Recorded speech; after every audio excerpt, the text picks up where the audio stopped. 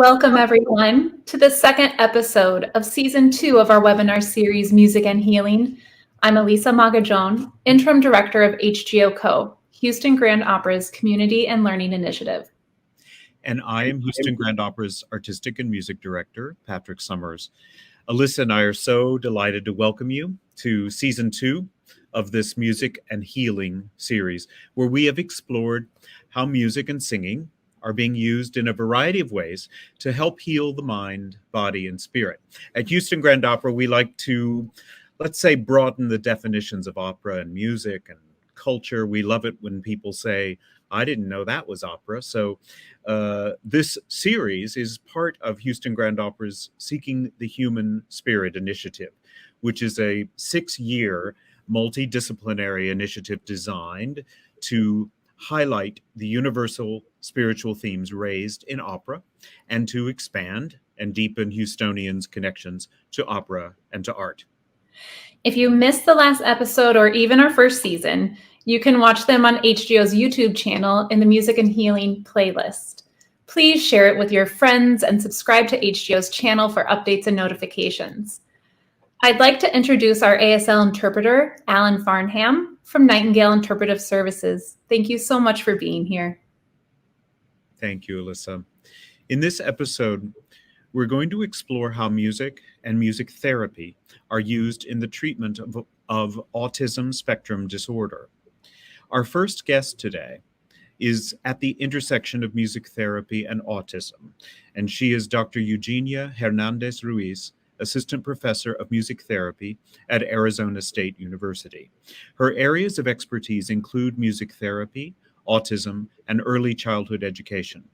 Dr. Hernandez Ruiz's research has been published in the Journal of Music Therapy Perspectives, Nordic Journal of Music Therapy, Psychology of Music, and the Review Journal of Autism and Developmental Disorders. And she is currently serving on the editorial board of Music Therapy Perspectives and the advisory board of Save the Music Foundation. Doctor, thank you so much for being here. Thank you very much for inviting me. Hello, Patrick. It's nice to see you. We're so looking forward to diving in and discovering the connection between music and autism spectrum disorder. Would you take a moment and to explain to all of us a little bit about autism spectrum disorder and the types of syndromes that are included in that category? Sure. Autism spectrum disorder, or how it's been called condition lately, is a spectrum of disorders. I wouldn't say disorders, of situations that are going to encompass people who have difficulties with social communication and social interaction. That's one of the diagnostic criteria. And repetitive and restricted interests and behaviors. It is a spectrum, so that means that we don't have independent diagnosis within the spectrum. It's just one diagnosis. As of DSM-5 2013, people, researchers and diagnosticians decided that was the best way of putting these number of behaviors in a single category. I have to say, more recent conversations, and I'm talking the last 2 months, researchers have started to question whether that's the best way, because there's a lot of heterogeneity.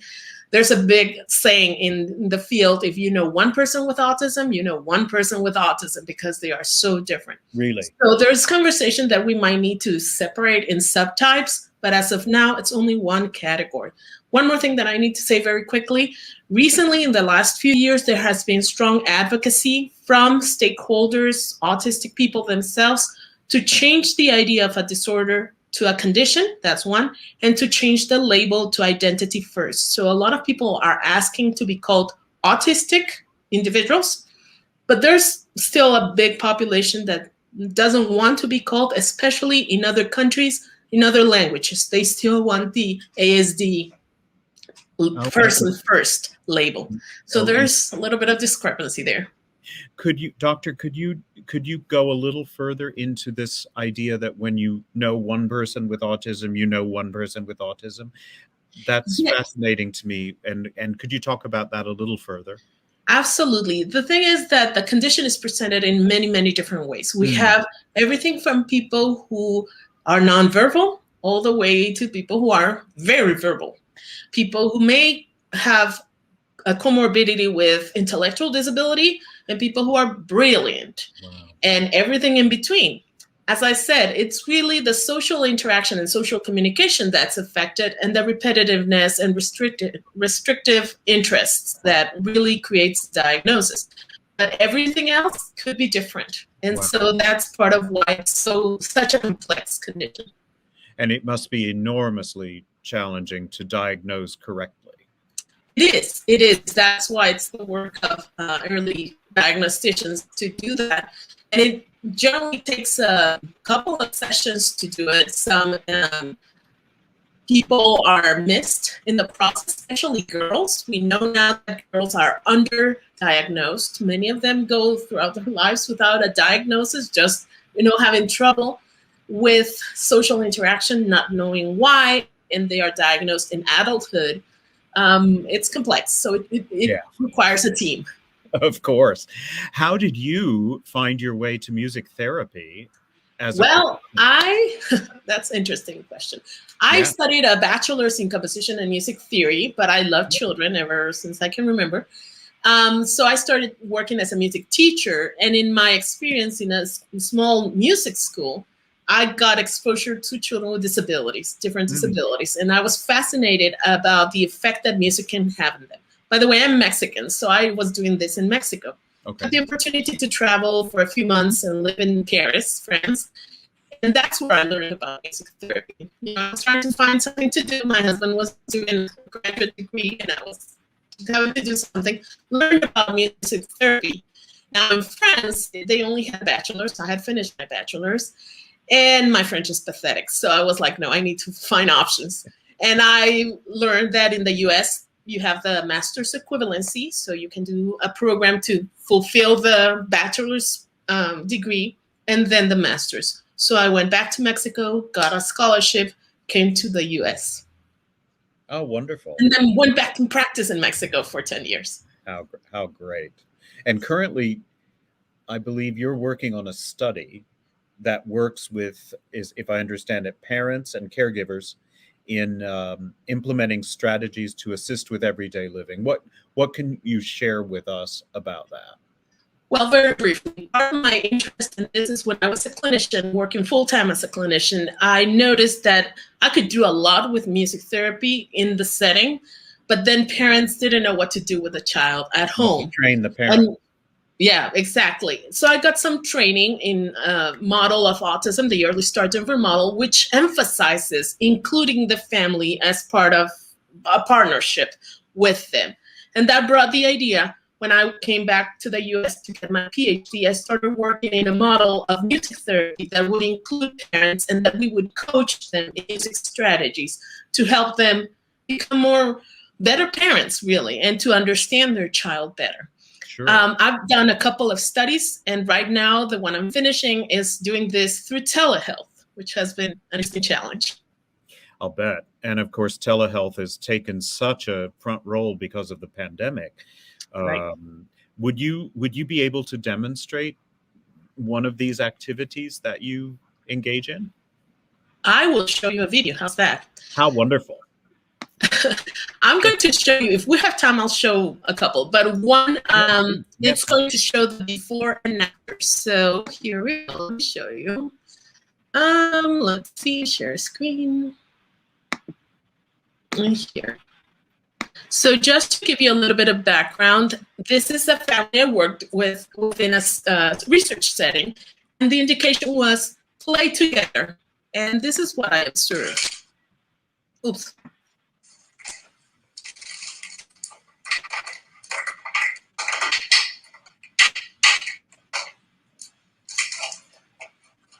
Please notice the interaction between the father and the child.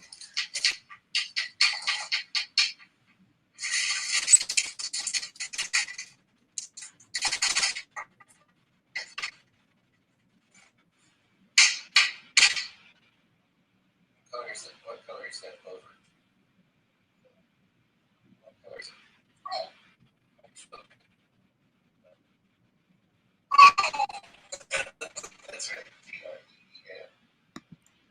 All stop sharing for a second. So as you can see, there's very little interaction, right?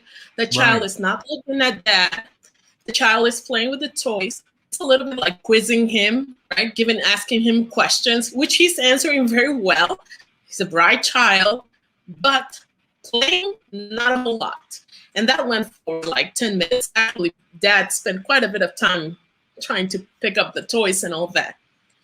That's not the kind of interaction that, although the play and the puzzles are perfectly acceptable at this age, there's no social communication, social interaction. We want something different. Let's a few sessions later. Mm-hmm.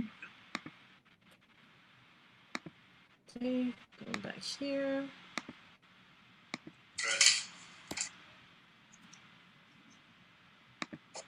Okay. All right. You ready to start? Happy and you know it? Yeah. Okay. If you're happy and you know it, clap your hands. If you're happy and you know it, clap your hands. If you're happy and you know it, then your face will surely show it.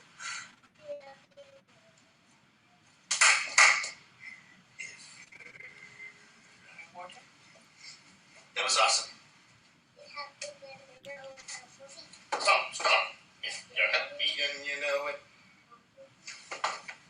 If you're happy and you know it, then your face will surely show it. If you're happy and you know it. What's next? If you're happy and you know it. Hooray! If you're happy and you know it, shout hooray! Hooray! If you're happy and you know it, then you're. If you're happy and you know it. Hooray! All right, big difference. I love this father. Yeah. Big difference. How old was that child? He was 4 at the time. Yeah. And so he is learning the value of the social interaction. You can see a lot of beautiful behaviors. Eye contact, spontaneous eye contact. Dad wasn't forcing that. It just happened with the interaction.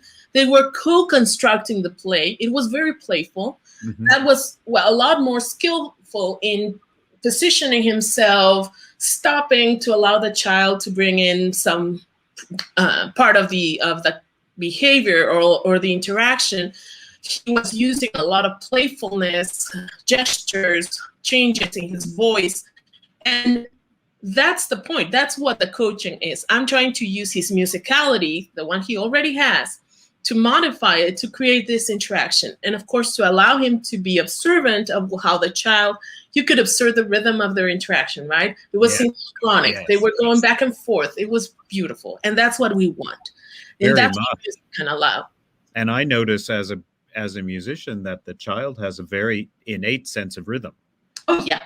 Which not all 4-year-olds necessarily have. Sense of rhythm is sometimes a little later than age 4, but does that do you assess that as the therapist? And so you use that as the route in to the... We have observed that, yes, indeed, many autistic individuals do have a preference and sometimes outstanding skill for music and rhythm. Yeah. I don't necessarily limit my coaching based on their skills, but I definitely use it as a strength. It's a strength. Let's bring it in and let's use it as part of the playful interaction that we're going to create. Yeah, whatever the way in is, you use, I'm sure. Exactly. We are going to work with strengths. Do you notice a particular correlation between vocalizing and getting a better result? Or is the child too young for something like that? That's a great question.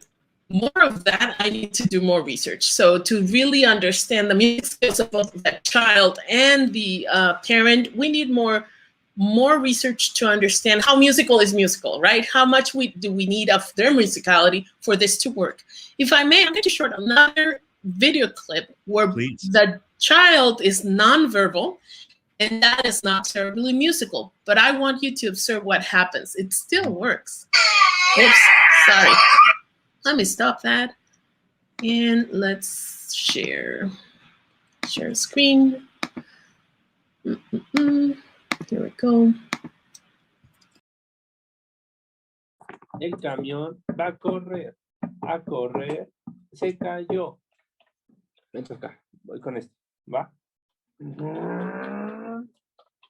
Entonces, ¿cuál sigue? ¿El Dino? ¿Me prestas el Dino? Voy yo. ¿Me dejas darle una vuelta al Dino? ¿No? ¿Tu arena? Bueno, entonces yo voy a hacer otra pista. A ver, vamos a ver. Mira, voy a hacer otra pista. Mira, échame aquí. ¿Te sabes la canción de las ruedas del camión? No muy bien, más o menos. ¿Ok? ¿Te parece? La podríamos tratar de modificar para esto. Algo así como las ruedas del camión rodando van o girando van, girando van. Las ruedas del camión girando van. Y esperas a que él haga algo. ¿Ok? Okay. A ver. Las ruedas del camión girando van, girando van, girando van.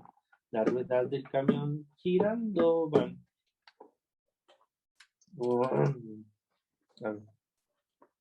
Las ruedas del camión girando van, girando van, girando van.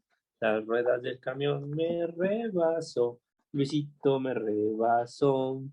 Las ruedas del camión girando van, girando van. Un poco girando. más rápido para que lo alcances. Te voy a alcanzar, Luisito. Vamos a alcanzarte. Las ruedas del camión girando van, girando van, girando van. Te voy a aplastar, Luis. Tell us what you saw there, Doctor. So what we saw is that I'm trying to tell the parent to use the song. This parent needed a little bit more structure and a little bit more guidance. That's why I'm modeling. I try not to, but in this case, he really needed it. And so I give him a model of how he could use it. And then I'm starting to coach him on how to play, how to use the song, when to stop, when to start.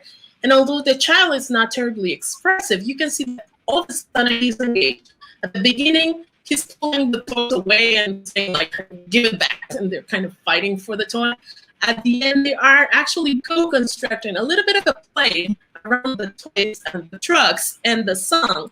And the child is very attentive to what dad is doing. And he's kind of following, and he's not laughing. There's a point where he actually laughs, and he really starts going back and forth with his dad. Right. This child has more challenges, so he has more, it's going to take a little bit longer for him to understand the interaction, but he's definitely going to be, at some point, going to be able to do it. I have to say, I've seen the family 3 months later, and dad is super happy because he's saying, I found a way of connecting with my child. Wow. And so the vocalizing we heard of you was to the parent, not to the child. Yes. Yeah. Exactly. So I'm the coach of the parent. It's a different role. I've been a clinician for 17 years, and I've done the work with the children. But this is a different role where I work with the parents so they can implement it home. These families are in Mexico, so I cannot obviously do directly with them, but they can take strategies that they can implement while they're taking a bath, while they're walking to the grocery store, while they're getting dressed to go to school. One of the parents told me that they actually started creating little songs, and the journey to school was so much faster and smoother because they didn't fight about it. Interesting. So these things. Yeah. Doctor, at what age should parents seek guidance as to if their child is autistic or not? As soon as they have concerns. We know that there are the first signs actually appear at 6 months for some children. Is that right? Yeah. Most of the treatments now or the therapies start at the age of 1. We have the most research at that point. But really, as soon as they are concerned, they should talk to the pediatrician. There are a lot of red flags because we can do a lot in early intervention. If we start early, the brain is more plastic. It's going to they are going to learn the behaviors more quickly. They are going to learn to communicate, and they are going to miss less of the milestones in social communication. Yeah. Well, I know that many of our guests here today will look forward to talking with you in the Q&A. It's been really fascinating. You're doing such important work, Doctor. Thank you for that work, and thank you for being here today. And we will talk to you in a little bit. Thank you. I'd love to introduce our next guest, who is a neurological music therapist, Hannah Masanotti. Hannah is the clinical director of Houston Music Therapy Services, LLC, where she provides individual and group therapy services to children, teens, and adults with developmental, physical, behavioral, emotional, and sensory-related disabilities throughout the greater Houston area. Hannah, welcome. And I say to you also, thank you for this incredibly important work and for being here today. I so admire all of you who do this work. Could you tell us a little bit about your background in music, your instrument, and how you got into music therapy as a profession? Absolutely. Thank you so much for having me. I'm very excited to be here today. So my time with music started very early. Started studying violin at 5 years old. Wow. And I played a lot of different instruments through the years and kind of landed on piano and classical guitar in high school. I earned a music theory degree, and like two music theorists today. That's great. Yes. So I also went through the master's equivalency program to become certified as a music therapist. But I didn't hear about music therapy until, or gain a solid understanding of it at least, until after I finished my degree in music theory. So as I learned about it, I was very excited because there's this well-established healthcare profession where I could potentially work to help people meet their health and well-being needs while working alongside a lot of other therapists and healthcare professionals. So. Do you think that that you did not know or hear about music therapy as a profession because your music studies didn't open that door for you, or were you just so music theory is such a complicated set of studies that you were just kept from it, or why do you think it arrived so late? I think I remember hearing about it when I was trying to decide what to study, and I just didn't fully understand what it was or what was involved. And it's funny because I was trying to decide between music and psychology, but I still didn't make that connection until later. Yeah. I think that, since I was in music school, which is a long time ago now, more than 30 years ago, music therapy was just emerging really as a viable, not alternative to music profession, but a viable music profession. And now it's so much more mainstream, and I am so thrilled that it's considered now by musicians as an artistic path. So you, as the clinical director of Houston Music Therapy Services, can you tell us what kind of experiences you focus on or that you have with your patients?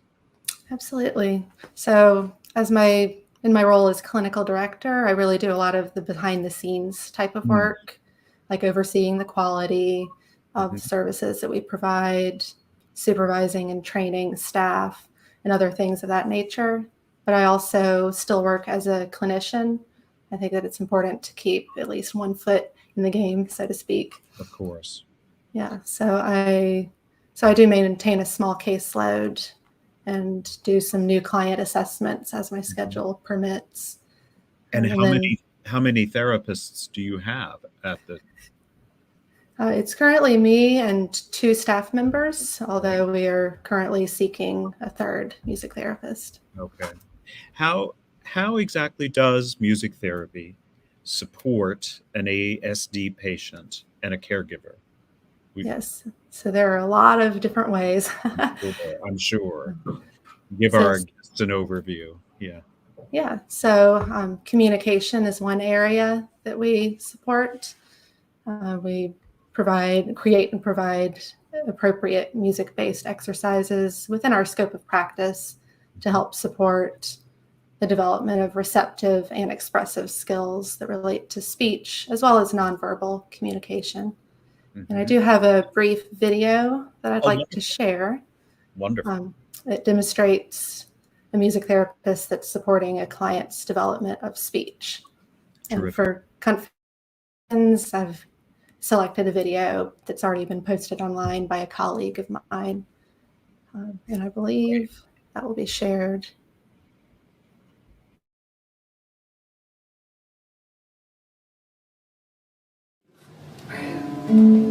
Well, good, beautiful, my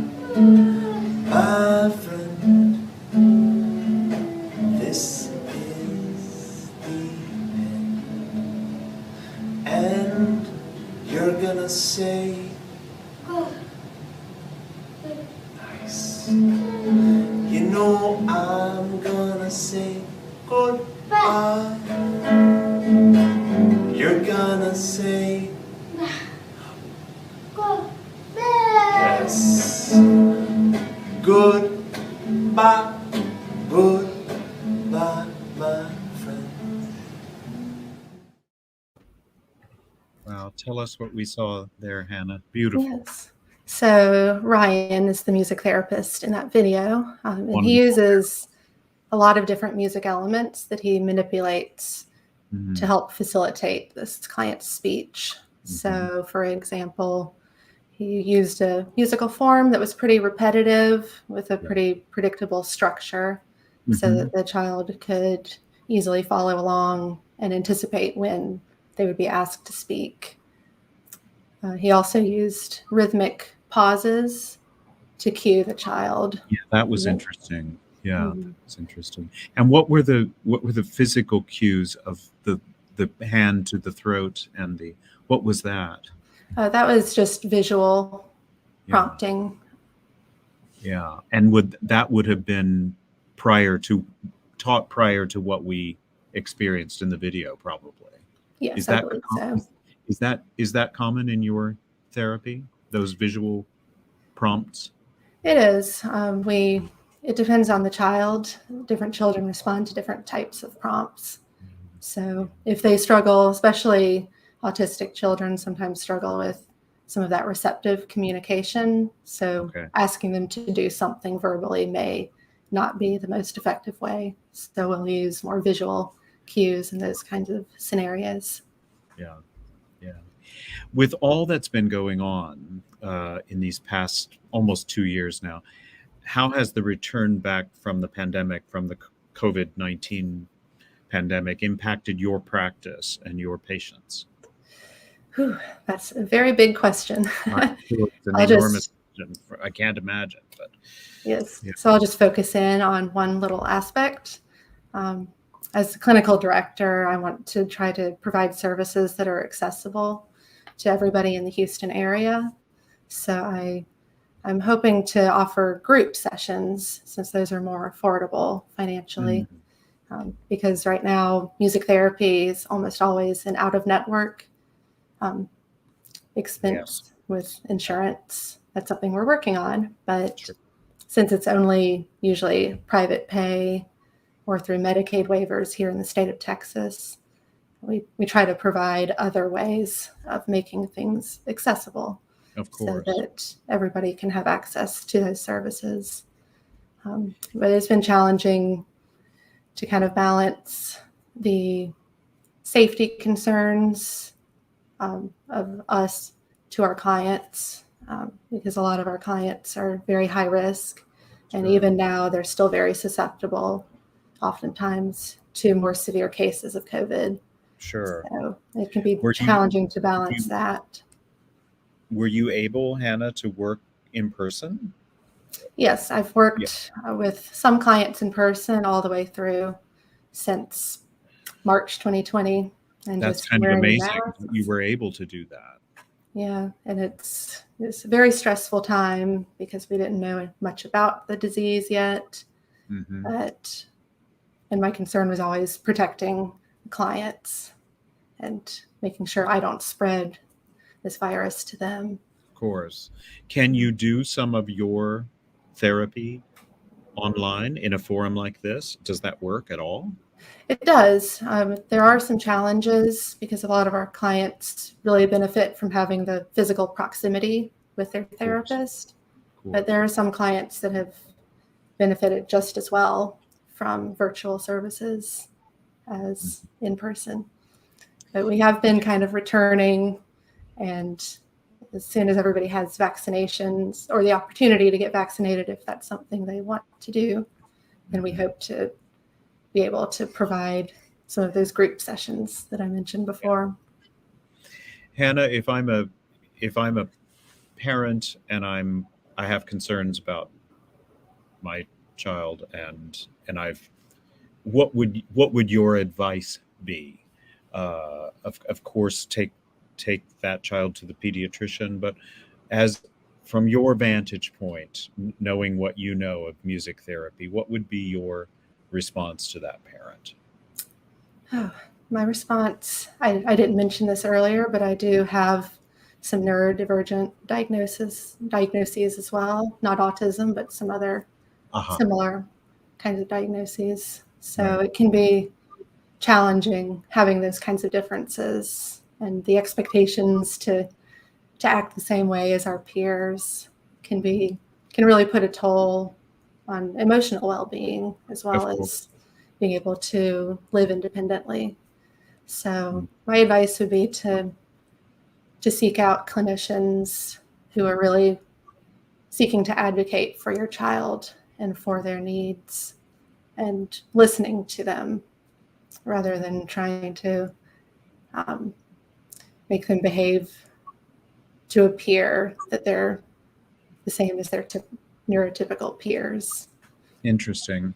I think that's very, very important advice. I'm sure that our guests today will have questions for you at the end of the episode. I'm so grateful, Hannah, for the work that you're doing, and it's such important work in the community and very hard work. So congratulations, and we'll look forward to asking you some questions.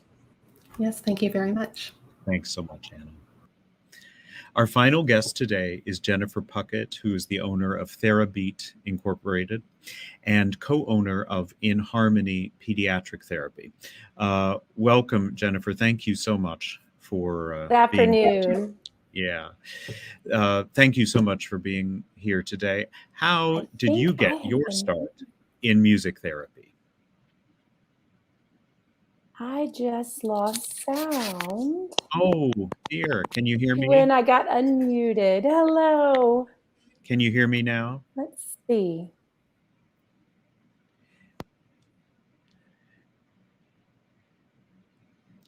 Now we can't hear you, Jennifer.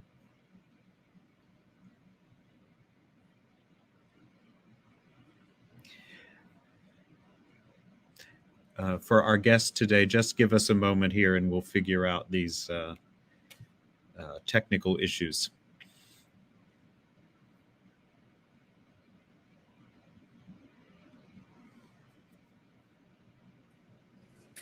Yes, this is a sign of the times, isn't it? Where we're so close to having these conversations back in person, but the advantage of being online with the disadvantages of some of the technical difficulties is we can have conversations with people from all across the country.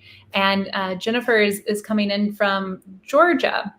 And so who knows? There's crazy weather all over right now. Maybe that has one of the extraordinary things about this series last year, and this is our second of this year, is that, as you say, we've been able to have guests from everywhere. And I have learned so much about therapies all over the country, all over the world even. We've had some guests from Europe and South America also. That it's been really an extraordinary learning curve for me.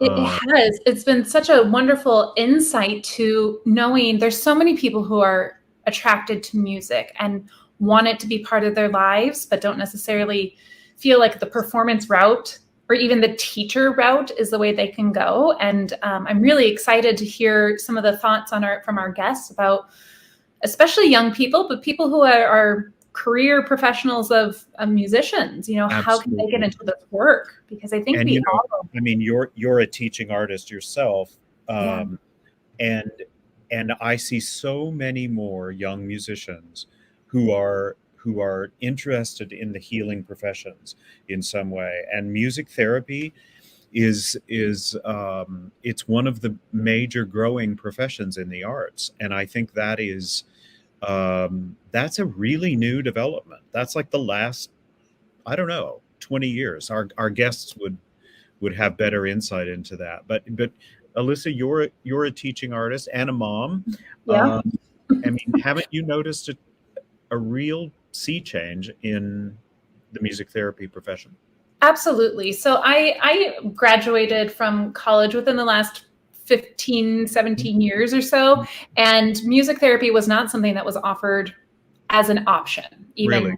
that recent. So it was something by the time I actually was finished with grad school, I started noticing this work being done, but by that time I had no idea how to get into it. As a teaching artist, which for our viewers who are unsure of what a teaching artist is, these are usually working professionals who find a way to partner with a community, partner with a school to find ways that the music, their instrument or their art can enhance learning in other areas of our communities.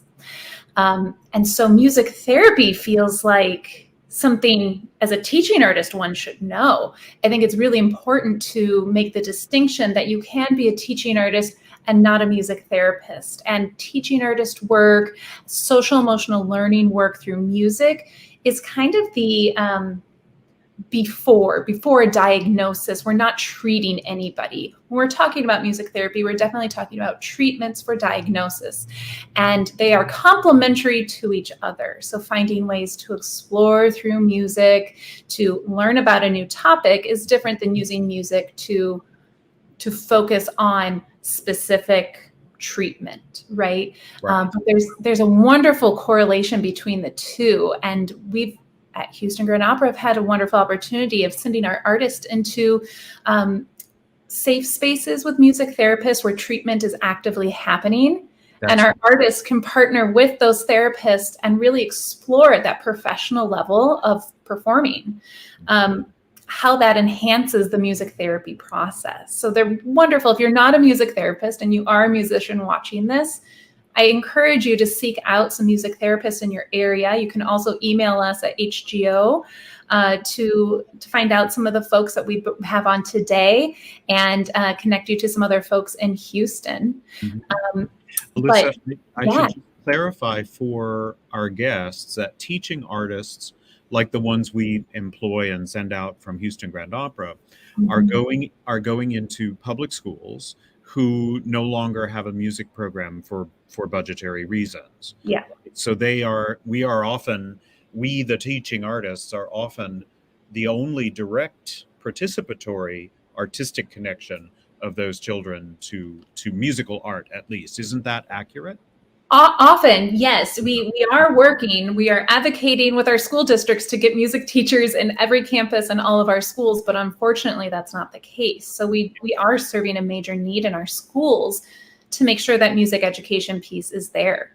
I think to come back a little bit to the music therapy bit is our teaching artists are trained with some of the awareness skills of when someone might need diagnosis. What are some of the things we might see? Differences of behavior or trouble following directions, or just somehow with the flow of your class, you're noticing something. That's when we tell our teaching artists and our professional musicians, let's talk to their teacher. Let's see if we can help point out and make sure that these students get all the services that they need. Amazing. Well, Eugenia and Hannah, welcome back. Jennifer's having some technical issues, so that happens. I would love your take on this discussion that we're having about teaching artists and music therapy and how these worlds might combine. I mean, Hannah, if you had access to a professional opera singer sometimes in your practice as a teaching therapist or as a teaching artist, would you utilize that? I think so. It's not something I've ever given much thought to before, but Yeah. I think there would And be some really creative ways to incorporate that. I'm wondering if there's some synergy here. Dr. Ruiz, what do you think about that? Sure, I think there's space for collaboration. As you were talking before, there's a lot of need.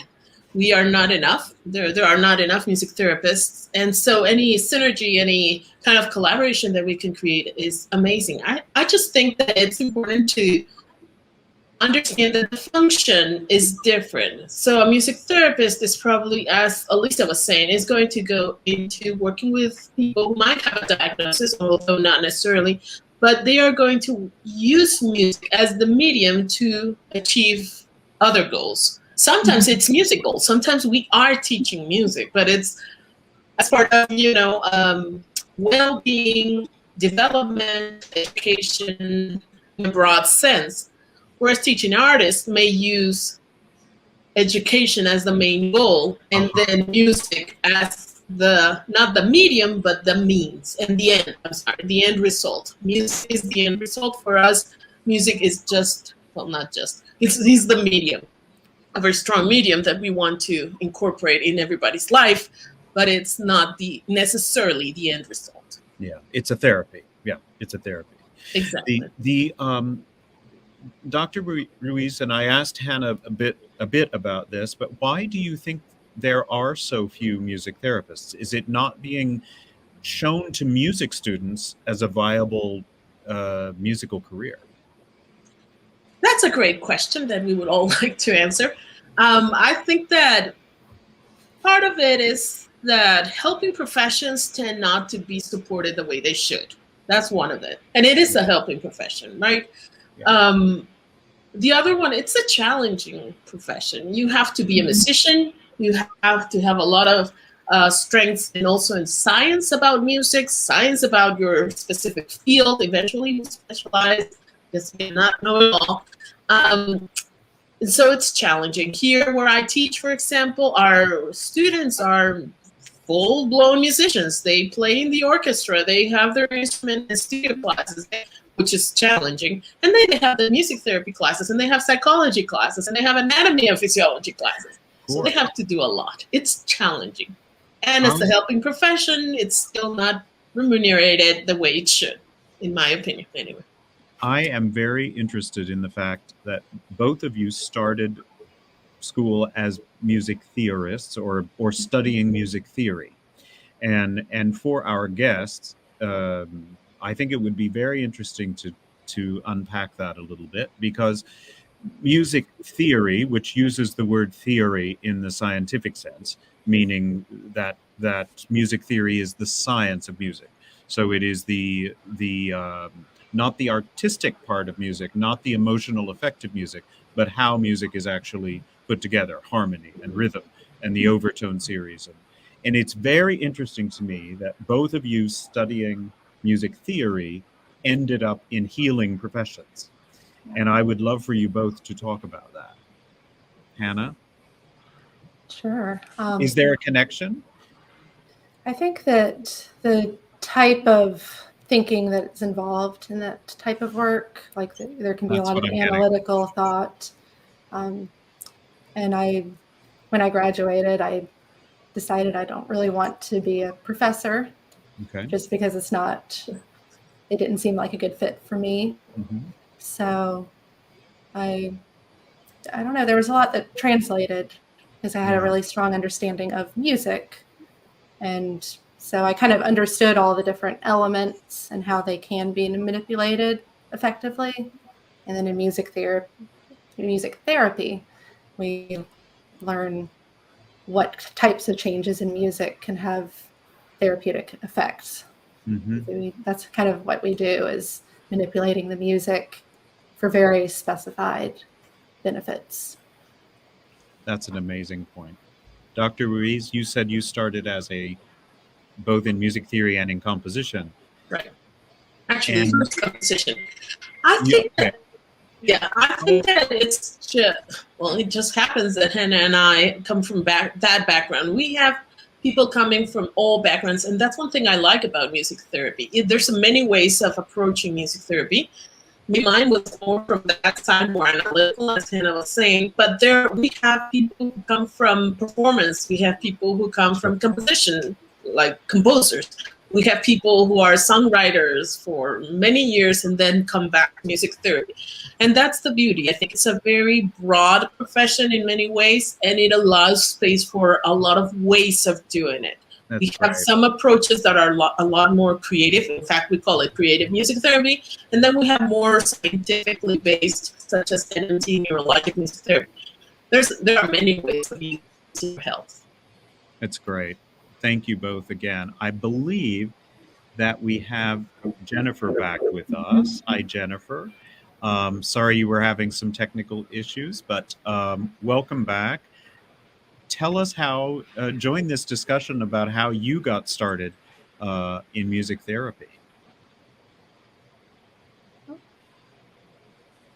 And we don't have sound on you, Jennifer. Oh, there you are. Yes, I know. We have just had some technical issues on my end. I apologize. It's the pandemic. We're used to it. Yes. Well, technically, I feel like I have grown in my technology use. And so it's just buttons I was pushing were not working.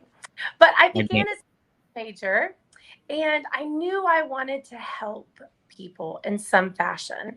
I just didn't quite know what that would look like. And a music therapist came and spoke at the college I was at. And it was wonderful because I instantly knew this is what I need to do.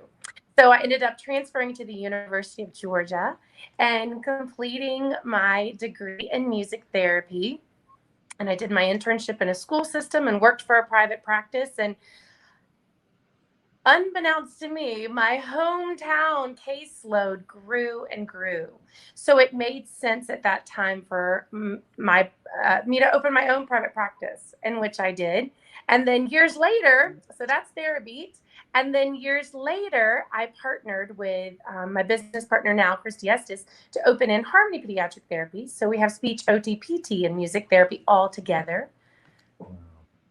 And how many therapists do you have, and how many patients, and what are the size of these organizations? Yes, we have 8 music therapists. Oh, wow. Big. And we also travel to schools and other facilities around, and some medical facilities. And then we have our other OTs and PTs. So you will commonly see a music therapy, physical therapy co-treat happening, which is just really beautiful. And so we also have a strong internship program. We've now had 34 students come through, which they are here with us for 6 months. So it's a long program. And these are music students?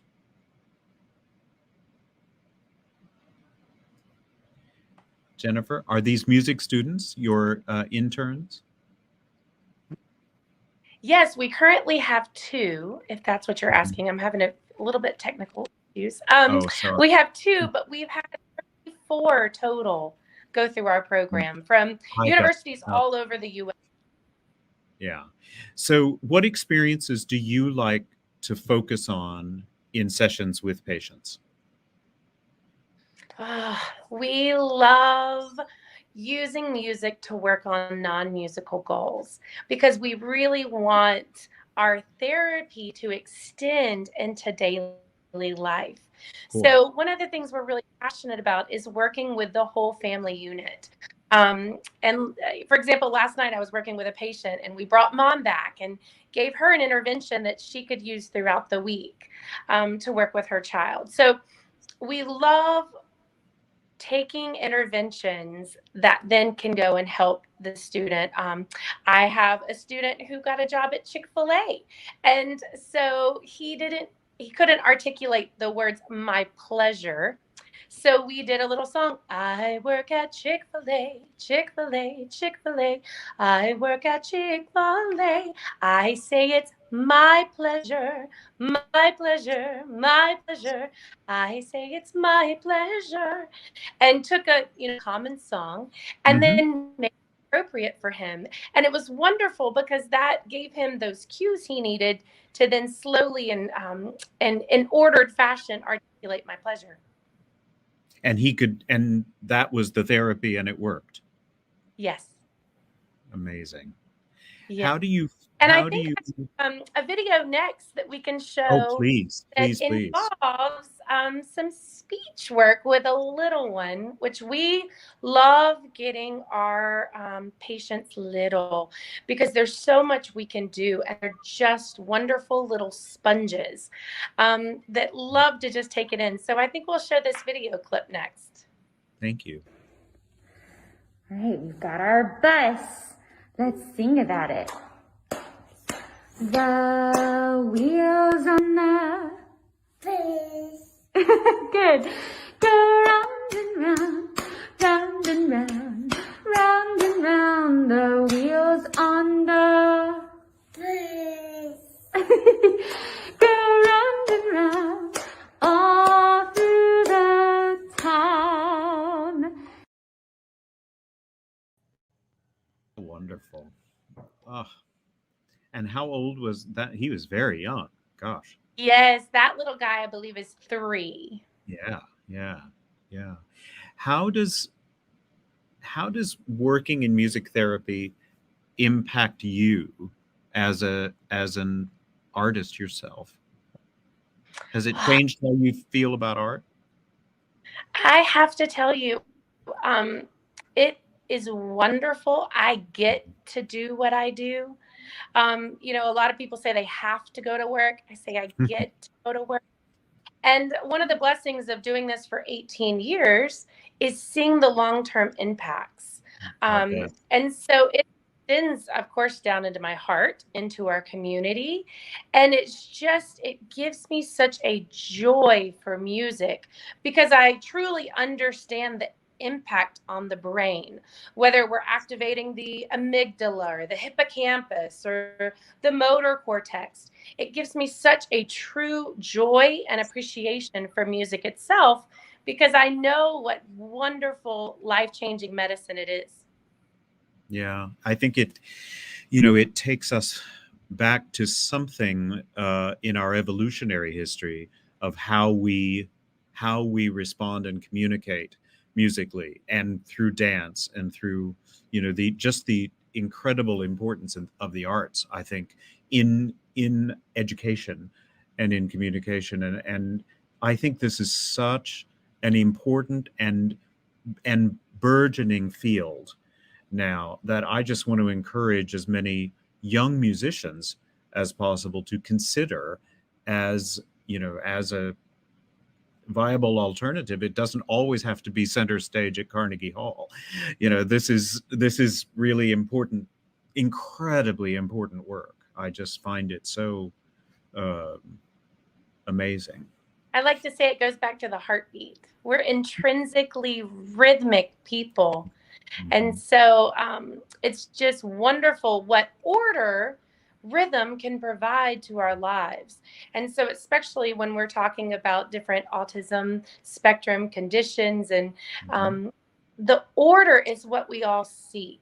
And we, some of us naturally can, if we're feeling off, we can go get a cup of coffee, right? We can chew gum. We can find the order we need. And so music's so wonderful in working order into the lives to give that natural structure.